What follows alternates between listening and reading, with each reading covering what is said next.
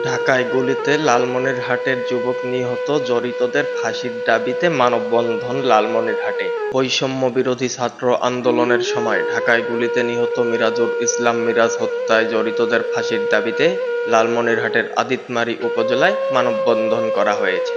এ দাবিতে সোমবার মিরাজের নিজ এলাকা উপজেলার মহিষখোসা উচ্চ বিদ্যালয় ও কলেজ মাঠে ঘণ্টাব্যাপী মানববন্ধনে অংশগ্রহণ করেন শিক্ষার্থী ও শিক্ষকরা। নিহত ২০ বছর বয়সী মিরাজ উপজেলার মহিষখোসা ইউনিয়নের বারোঘরিয়া খানপাড়া এলাকার আব্দুস সালামের ছেলে। মহিষখোসা উচ্চ বিদ্যালয় ও কলেজের জ্যেষ্ঠ প্রভাষক আতাউর রহমানের সভাপতিত্বে মানববন্ধনে কলেজের ভারপ্রাপ্ত অধ্যক্ষ রবিউল, সহকারী শিক্ষক তামিজার রহমান, দ্বাদশ শ্রেণীর শিক্ষার্থী মারুফা খাতুন, দশম শ্রেণীর শিক্ষার্থী আল ইয়াসিন, অষ্টম শ্রেণীর মুনতাহা খাতুন, বৈষম্য বিরোধী ছাত্র আন্দোলনের উপজেলা সমন্বয়ক রাকিব হাসান বিজয় এবং মিরাজের বাবা আব্দুস সালাম উক্ত অনুষ্ঠানে বক্তব্য দেন। স্বজনরা জানান, ৫ আগস্ট বৈষম্য বিরোধী ছাত্রদের ডাকা সরকার পতনের এক দফা আন্দোলন চলাকালে ঢাকার যাত্রাবাড়ীতে গুলিবিদ্ধ হন Miraj. ৮ August Rangpur medical college হাসপাতালে চিকিৎসাধীন অবস্থায় মারা যান তিনি।